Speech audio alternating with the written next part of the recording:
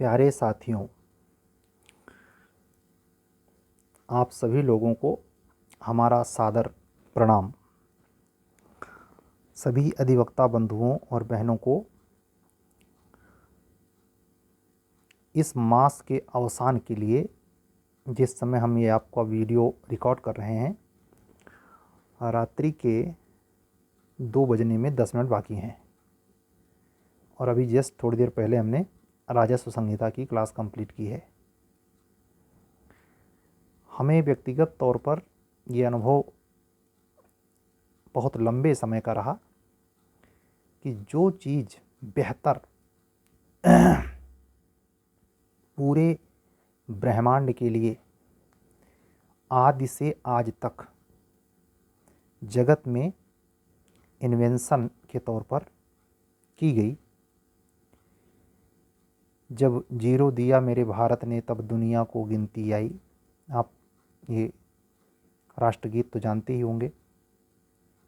जितने आविष्कार हुए, जितनी महत्वपूर्ण उपलब्धियां भौतिक और आध्यात्मिक संसार में वर्तमान हैं, एक भी उपलब्धि दिन के अध्ययन की नहीं है। फिर से सुनिए, गीता में एक लाइन है, भगवान कृष्ण अर्जुन को समझाते हुए कहते हैं, हे अर्जुन, जिस समय पूरा संसार सोता है, योगी जागता है। योगी का मतलब क्या है? जिसका इंद्रिय पर पूर्ण नियंत्रण है। आप ये भी जानते हैं, इसी रात्रि में अपराध जगत की अनगिनत क्रियाएं भी होती हैं। हमेशा ध्यान रखना,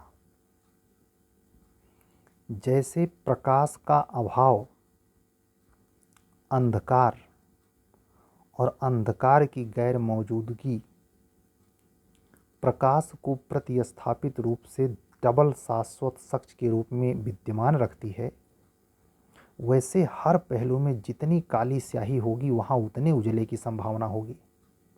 इसीलिए वाल्मीकि डकैत से सीधे वाल्मीकि रामायणी हो गए। विद्वान न्यायमूर्ति, प्रख्यात न्यायमूर्ति केरला के कृष्णा अय्यर साहब का वह कथन कौन कोई भूल सकता है? प्रत्येक साधु का एक अतीत होता है और प्रत्येक अपराधी का एक भविष्य।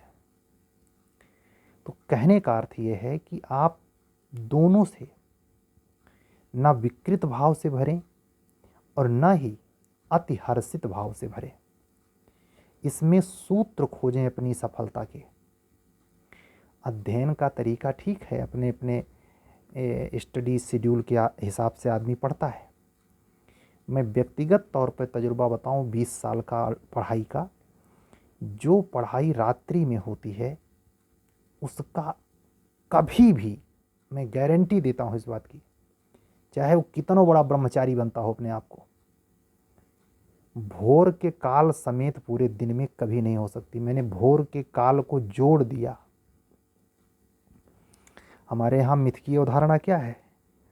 तमाम गेरुआधारी भगवाधारी चिल्लाते रहते हैं 4 बजे उठकर पढ़ना चाहिए। आपके बॉडी का स्ट्रक्चर क्या है? आप किसमें, आप महसूस करें, 8-10 दिन में आपको तजुर्बा हो जाएगा किस समय दिन आपके लिए फ्रेश गुजरता है या रात्रि। बहुत सारे लोग एवरेज मार्किंग में ज़्यादा मिलेंगे जिनको रात्रि सोने में मज़ा आता है। दिन में थोड़ा बहुत वो या जो भी टाइम निकाल करके कर ले जाएं। अक्खा पब्लिक ऐसी ही है। ध्यान रखना, चाहे सुभाष बाबू हों, चाहे भगत सिंह हों, चाहे महर्षि अरविंदो हों, चाहे स्वामी विवेकानंद हों, चाहे रामकृष्ण परमहंस हों, चाहे भगवान राम के समय में बहुत ही विकट रूप से खड़ाऊं रख करके 14 साल तक शासन करने वाले राजा भरत हों, ये सारे के सारे योगी पुरुष रात्रिचर थे।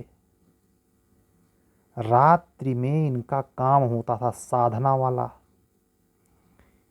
उसी समय माना ठीक है आप कोई पद प्राप्त करने के लिए कुछ भी पढ़ लिख रहे हैं XYZ, CRPC CPC, लेकिन आपको इसमें पूजा का बोध नहीं होता होगा। सिलेक्शन भी पा जाएंगे तो नहीं बोध होगा, जजमेंट भी सुनाएंगे, रिश्वत भी लेंगे नहीं लेंगे, उसमें पूजा का बोध नहीं होगा। मैं बात कर रहा हूँ अगर अध्ययन में आप गहराई चाहते हैं और आप पूरे भीड़ से इतर केवल नौकरी करके दुनिया छोड़ देना नहीं चाहते, आपको ये समझ नहीं आता, आपकी नज़र में नहीं अगर आता, थोड़ा सा कैलकुलेशन से आंख दौड़ाएं, कितने न्यायाधीश हैं जिन्होंने छाप छोड़ी है समाज पर, किस समाज पर उनके थाप का असर है, उनकी इतनी इनकम क्या होती है कि किसी पड़ोसी का भी घर बसा दें, उसका खर्चा चला दें। कितने जजमेंट वो दे देते हैं भाई, किससे रोम रोम उनका पल्लवित पुष्पित हो जाता है। कुछ खास नहीं।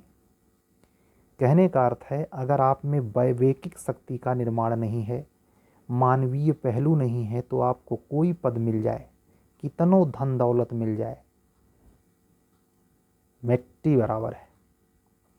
इतनी रात में जगने का मतलब वो भी चेतनापूर्ण, उहाया सा नहीं। जैसे कल मैं थोड़ा हरासमेंट में था, थका था, क्योंकि दिन वाली पायली में ही वर्क था और रात में भी हो गया था। दिन वाले में अगर 2 घंटे का रेस्ट मिल जाए तो रात्रि पूरी अपनी है। ये आज का नहीं, बचपन से है। लेकिन फिर भी एक बात अंडरलाइन करके कहूँगा, अगर आप रात में मुफीद नहीं हैं तो आप इसको ज़बरदस्ती अप्लाई नहीं करेंगे। मतलब आप अपने प्रकृति को पहचानें, प्रकृति के अनुरूप ही काम करें, सिद्धांत और पाखंड के अनुरूप नहीं।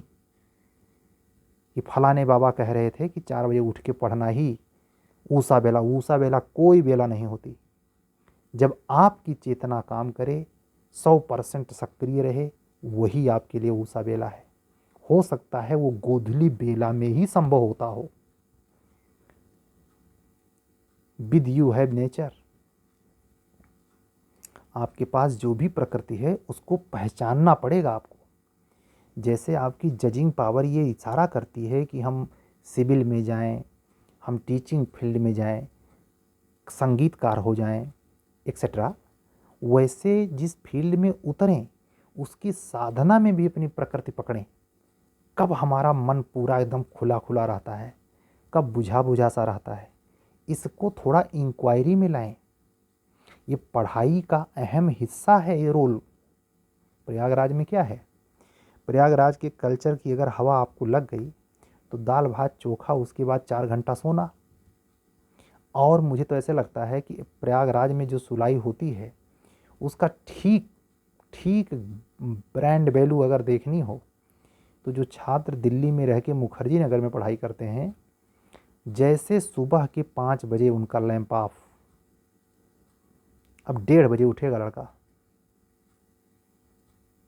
जो यहाँ 11 से 1 के बीच में खाना खा करके जो 2 घंटा, और कभी कभी अगर अंगड़ाई ले गई, कूलर काफ़ी एसी वाला ठंडी पैदा कर दिया गर्मियों में, तो ये पहुँचा देंगे 4:30 5 तक। फिर चलेंगे, कुछ मूली गाजर लेके आना है, सब्जी भाजी, टहलते निकले और गप सड़ाका मारते हुए वहाँ भी धक्का देते हुए, अपने आप को धक्का देते। मैं तो प्रयागराज में रह के देखा ही हूँ। इस तरीके से नहीं होता। बिल्कुल आप उसी भीड़ में हैं, भीड़ के अनुकूल हैं।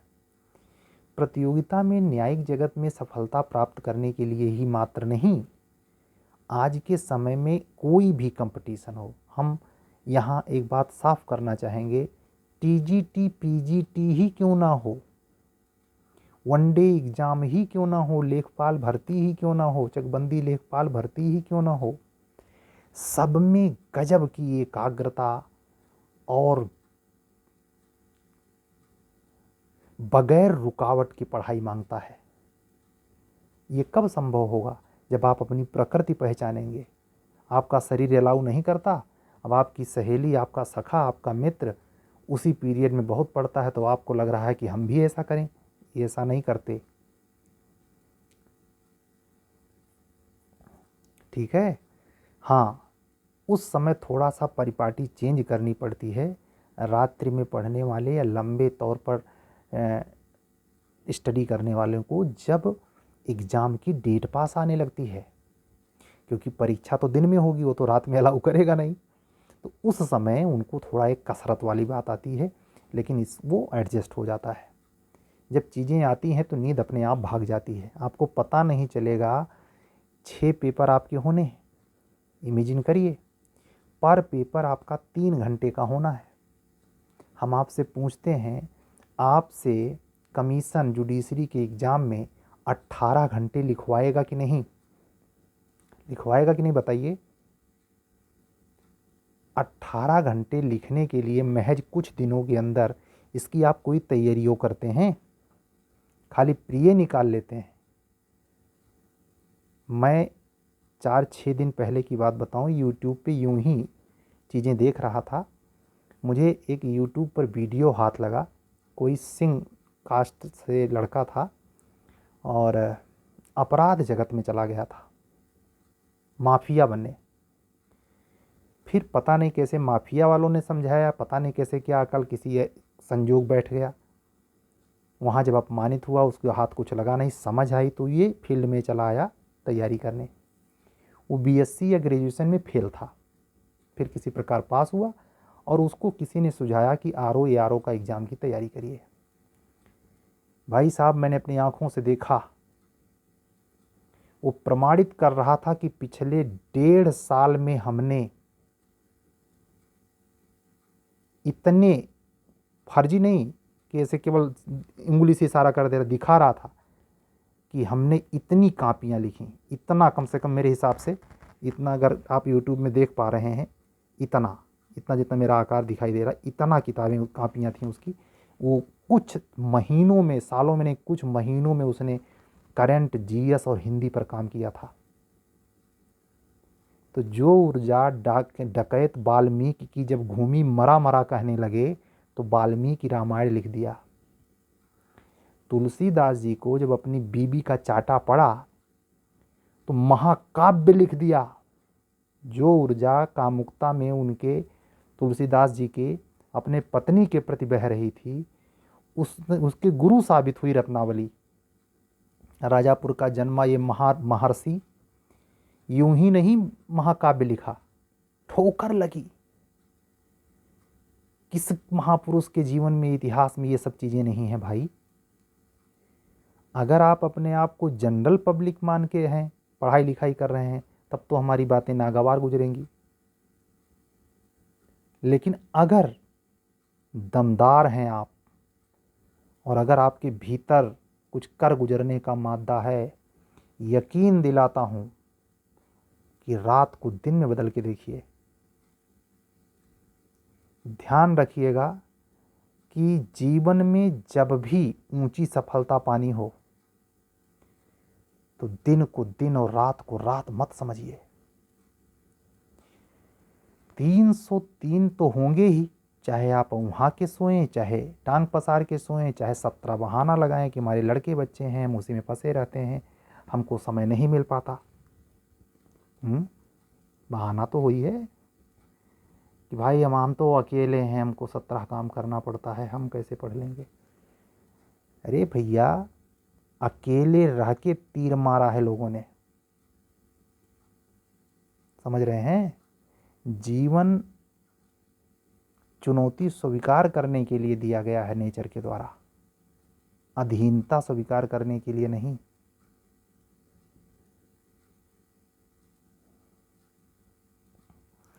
तो हम बात इसीलिए किए क्योंकि रात्रि का जो समय है, अगर आप नहीं कवर करेंगे तो इतना बड़ा सिलेबस है यूपी जुडिशरी का, नहीं पूरा कर सकते भाई। हम प्लान्ट आपको पढ़ा रहे हैं, आने वाले समय में हम अपने बच्चों को, जो हमसे पेड ग्रुप से जुड़ेंगे, आपसे तो रेगुलर बात रोज़ होती ही, कुछ मोटिवेशनल, कुछ काम की, लेकिन अपने बच्चे जो, उनको कह रहा हूँ जिन्होंने पेड ग्रुप से मुझसे कुछ भी कनेक्शन लिया है, चाहे वो टेस्ट सीरीज से जुड़े हैं, चाहे वो हिंदी के परिप्रेक्ष्य से जुड़े हैं, चाहे वो जीएस के हैं, इनमें से किसी में से अगर वो जुड़े हैं, तो उनके लिए हमने ये सोचा है 5 क्लास में पीडीएफ, वो प्लेंट पर जो 25 से 40 नंबर का आता है, क्रिमिनल और सिविल दोनों, उपलब्ध कराएंगे। आज की ही डेट में हमने जीके की क्लास भी कंप्लीट की, प्रॉमिस किया है उनसे। आप लोग भी अगर ये क्लास चाहते हैं तो संपर्क कर सकते हैं। जनवरी से लेके अप्रैल तक के वो करंट अफेयर्स जो 200 शब्द में तैयार किए जाएं, और अगर संजोग से वो 80 शब्द में आए तो भी लिख ले जाएं, 30 शब्द में आए तो लिख ही सकते हैं, और 200 शब्द में आए तो लिख ही ले जाएं। इस उद्देश्य से हमारी क्लास जुडिशरी के साथ पैरेलल चल रही है। आपको मैं बता चुका हूँ, फिर दोहरा दे रहा हूँ कि हमारी टेस्ट सीरीज 1 मार्च से शुरू होकर 18 मई तक चलेगी। उस प्लान पे हम काम कर चुके हैं। 9वां पेपर कल बना है, कुल 30 पेपर बनाने हैं, यानी 21 मार्च को जो टेस्ट होना है वह पेपर हमने कल बनाया है। हम आपसे कम बिल्कुल नहीं पढ़ रहे हैं, समझ रहे हैं? आपको तो अफसर बनना है, हमको तो पढ़ाना है। हमारी वैकेंसी भी आई नहीं है, तो हम भी बिल्कुल पीछे लगे हैं, बिल्कुल पीछे लगे हैं, बिल्कुल पीछे लगे रहेंगे। शरीर परमात्मा की कृपा बनी रहे, आप लोगों का स्नेह और आभार बना रहे। ये भी पता चलता है कि आप हमारे वीडियो में काफ़ी कुछ ऐसा महसूस करते हैं जो प्रत्युत्तर में कमेंट के माध्यम से हम तक आप अपने भावों से अवगत कराते हैं। अच्छा लगता है। हम आपको भी कहेंगे कि अपने समय को शिलालेख में बदल दीजिए।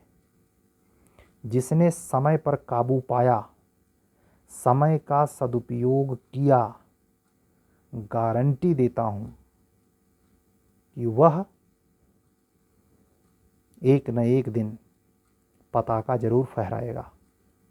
अभिमान वाला नहीं, पराभव वाला नहीं, एक ऐसा सुयश जिसके लिए लंबे समय से आपके माँ बाप, आपके शुभचिंतक, आपका गांव गढ़ी इलाका, आपको जानने वाले लोग, आपसे सकारात्मक भाव से जुड़े हुए लोग प्रतीक्षा कर रहे हैं। ठीक है, तो आज की बात सोच रहा हूँ यहीं रोक दूँ या 5-10 मिनट सीपीसी चले? क्या कहते हैं आप लोग? थोड़ी देर सीपीसी पढ़ते हैं, नहीं तो कहेंगे सर एक दिन पढ़ाते हैं, एक दिन उपदेश देते हैं। हालांकि हम उपदेश देने के मेथड से बैठते नहीं, हम यहाँ बैठते हैं सिर्फ इस बात के लिए कि आप रुकें नहीं, थकें नहीं, टिके नहीं, चलते चलें, चलते चलें, चलते चलें।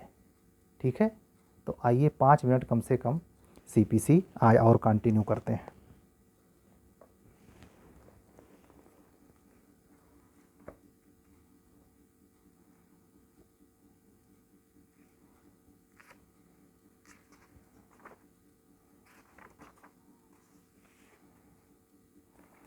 पृथक विचारण का आदेश देने की न्यायालय की शक्ति।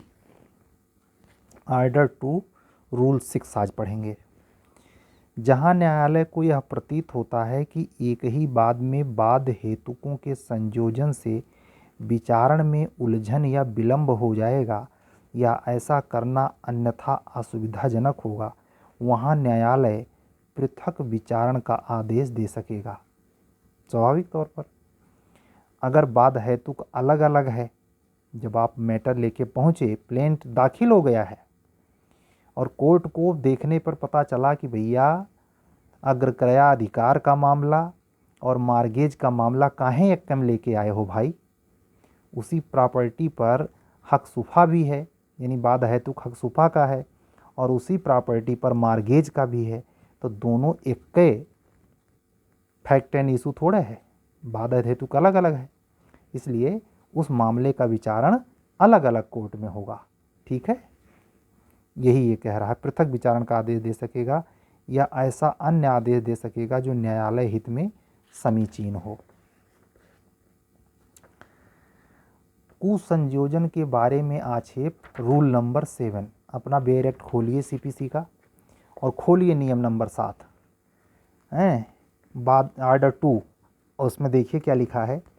बाद हेतुकों के कुसंयोजन के आधार पर सभी आक्षेप यथासंभव शीघ्रतम अवसर पर किए जाएंगे और ऐसे सभी मामलों में जिनमें विवादक स्थिर किए जाते हैं ऐसे स्थिरीकरण के समय या उससे पहले किए जाएंगे, जब तक कि आक्षेप का आधार पीछे पैदा न हुआ हो, और यदि ऐसा आक्षेप किया जाता है तो आक्षेप अत्यक्त कर दिया गया समझा जाएगा।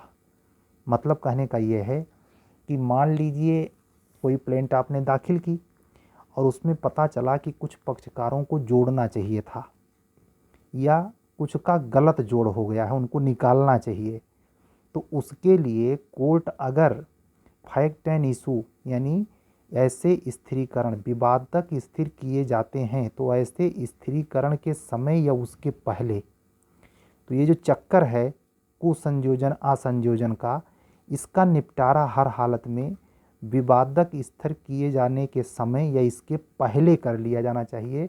अगर फैक्ट एंड इशू तय हो गया तो अब ये कुसंयोजन असंयोजन का चक्कर पर आक्षेप नहीं किया जा सकता। आई गई बात समझ में। उसके बाद अब वाद का स्टेज आता है। किसी वाद में विभिन्न अवस्थाएं होती हैं, जैसे वाद पत्र का दाखिल किया जाना, और जब दाखिल हो गया तो सम्मन जारी किया जाना, फिर रिटन स्टेटमेंट की तैयारी करना। तो आपसे रिटन स्टेटमेंट भी पूछते हैं। एक तरफ प्लेंट चूँकि पहली बार दाखिल होता है, शुरुआत किसी केस की वहीं से होती है, तो पहले वो उसकी तैयारी करनी है।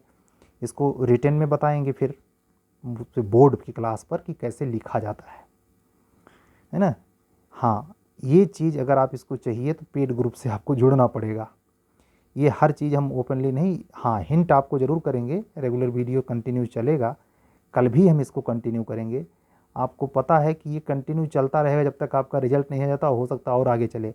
लेकिन हमारा प्रकरण लाइव वीडियो में रोज़ के मोटिवेशनल वीडियो के साथ साथ CPC ही रहेगी, क्योंकि ये 25 से 40 नंबर का मेजर फैक्ट है जिस पर हर कोई चुप्पी साधे रहता है, ओरिजिनल बात बताने से पीछे हट जाता है। इसीलिए हम इस पर चर्चा हम इसी पे करेंगे। हम चाहते तो आपको कह देते कि भैया चलिए 34 IPC बताइए, 149 IPC बताइए, काहे बताएं भाई, इसका बताने का कौन सा बड़ा तीरम खां है। बताइए वो जो सबसे महंगा है, और धक्का पेल बताइए। ये नहीं डर डर के बताइए कि कोई कुछ कहेगा, क्योंकि उसका मतलब नॉलेज में अधिकचरापन है, तो डर तो लगेगा ही, छिपाओगे। हम फिर एक बार कह दें, हम उस तरीके के आदमी नहीं हैं कि पीछे ऑल इंडिया रिपोर्ट दिखाएं। आता जाता चुन चुनाव चिन्ह छाता, उसका एको दिन पेज नहीं पलटे हैं। बाहर से खरीद के इकट्ठा दिखाने के लिए, शोबाजी करने के लिए पीछे ऑल इंडिया रिपोर्ट की फाइल दिखा रहे हैं। ये अच्छे अच्छे कोचिंग संस्थाओं में हमने ये बकवास देखी है। उस कोचिंग में एक भी क्लास एक भी सेकंड के लिए लाभदायी नहीं है, लेकिन भौकाल ऐसा टाइट किए हैं कि आपसे लाखों वसूल लेंगे और आपको उल्लू बना के भेज देंगे, प्री तक नहीं निकलेगा आपका। ये ड्रामेबाजी चल रही है, और ये ड्रामेबाजी चलने का मूल कारण ये है, कटी पतंग की तरह हजारों लाखों की संख्या में ला करके निकलने वाले अधिकचरे ज्ञान रखने वाले कटी पतंग जैसे छात्र, अधिवक्ता बंधु और बहन, वही कारण है। अपने आप को सूरमा समझते हैं, दिमाग में फिर बैठ गया है कि ऊंची दुकान पे चलनी है। कितने लोगों का भ्रम टूटता है मुखर्जी नगर में जाकर। उनको अकल तब आती है जब अच्छा खासा पैसा फूंक देते हैं। सूत्र मेहनत में है, केवल मेहनत में नहीं, सही दिशा में और ईमानदारी से। आगे फिर क्या कहता है, लिखित कथन तैयार किया जाना। लिखित कथन जब आ गया तो दोनों चीज़ों को देखने के बाद फैक्ट एंड इशू की रचना होगी। तो अभी जो ऊपर बात कर रहे थे कुसंयोजन की, वो कुसंयोजन वाला स्टेजवा आखिर में तब आता है जब रिटन स्टेटमेंट वो आ जाता है, तभी तो फैक्ट एंड इशू तय होगा। समझ रहे हैं। तो रिटन स्टेटमेंट मंगवाने के बाद कोर्ट देखती है कि इसमें क्या वाद बिंदु तैयार करें। भाई उसने प्रश्न किया, उसने जवाब लगाया, अब दोनों के बाद क्या कंक्लूजन आ रहा है, वो बनता भी है कि नहीं। तो उस स्टेज में कह रहा है तभी बाद का संयोजन और असंयोजन वाला जो मसला है वो सुलझाता जाया जाता है। बिल्कुल कोर्ट की सीन को इमेजिनेशन के आधार पे, इतना आप पढ़े लिखे हैं, ला करके आए हैं, तभी जुडिशरी का एग्जाम दे रहे हैं भाई। ये कोई अनोखी चीज़ तो हम बता नहीं रहे हैं, केवल सरल भाषा में इस तरीके से बता रहे हैं, जैसे बता रहे हैं ऐसे लिखना है आपको, ठीक है। उसके बाद जब विवादक की संरचना हो जाती है, फैक्ट एंड इशू क्लियर हो जाता है, तो एविडेंस, यही लगभग यही प्रोसीजर तो क्रिमिनल लॉ में भी अपनाया जाता है। ध्यान रखना, वो जो एक क्वेश्चन आया था ये 2022 एपीओ के ऐसा जुडिशरी ने, हाँ एपीओ की प्री में आया था कि कौन सा ऐसा है जहाँ एविडेंस एक्ट लागू नहीं होता, तो मध्यस्थता की जगह पे अब की बार दूसरा कोई शब्द विवाचक या ऐसे कुछ लिख के दिया था, आर्बिट्रेटर। अब आप सोचिए, हिंदी की शब्दावली मध्यस्थता की बात बदल दिए थे, कितने लड़के तो इस गच्चे में गिर गए होंगे हिंदी मीडियम वाले। अंग्रेजी तो सेम है, तो हिंदी में पढ़ने वाले हमारे अधिवक्ता बंधुओं और बहनों, इसका भी ख्याल रखना, आपकी एक पैनी नज़र इंग्लिश लैंग्वेज पर भी रहनी चाहिए, क्योंकि आपको यहाँ तो 100 नंबर की लैंग्वेज है, और यहाँ HJS में जब आप आएंगे, अगर HJS लायक हैं, तो यहाँ भी इंग्लिश का जो दायरा था पहले 200 ही था, लेकिन अब उसे घटा के 100 कर दिया गया है और इंटरव्यू बढ़ा के 200 कर दिया गया है। पहले ये 200 का था अंग्रेजी, यहाँ भी तो सिस्टम वहाँ 100 नंबर का इंटरव्यू था, अब इसको उल्टा कर दिया है HJS में कि 200 नंबर का इंटरव्यू कर दिया है और केवल 100 नंबर की अंग्रेजी कर दी है। उस 100 नंबर में भगवान मालिक हैं कि 50 के ऊपर जाएंगे, नहीं तो बगैर देखे मतलब भगवान जाने, उसके बारे में टिप्पणी करना गुनाह है। आगे फिर क्या होता है, जब आप जानते हैं कोर्ट में एविडेंस आ गया, बहस हो गई, तो फिर कोर्ट इस पर जजमेंट देती है, डिक्री। अब डिक्री आ गई तो उस पर कोई नाराज़ होता तो अपील करेगा, अपील से नहीं एक सेकेंड अपील भी हो सकती है, रिव्यू हो सकता है, रिवीजन हो सकता है इत्यादि। तो उसके बाद कल हम यहीं से चालू करेंगे जो CPC का सेक्शन 26 है, यानी जो जूरिसडिक्शन के कंसीडर करता है कि बाद किस स्थान पे दाखिल होगा, इसके बारे में भी क्यों ये सब बता रहे हैं, क्योंकि जब आपको एग्जाम्पल के सहारे आने वाले दिनों में कहानी बता के तब उस पर प्लेंट की चर्चा करेंगे कि इसमें क्या क्या सावधानी बरतनी चाहिए, ऐसे बैठे बैठे बताएंगे, आपको समझ आएगा, इसमें दिक्कत नहीं है, आप घबराइए नहीं। तो आपको अपने आप जब वो कहानी एग्जाम में आएगी, अरे सर ने ऐसे ऐसे बताया था। मैं बताऊं, पूरे लाइफ में कोई एक बंदा मुझे ऐसा प्रोफेसर टीचर ऐसा नहीं मिला जो ऐसे बैठ के बताए जैसे हम आपको रात के 2:15 पर 2:15 बजे रात में आपको हमें बता रहे हैं।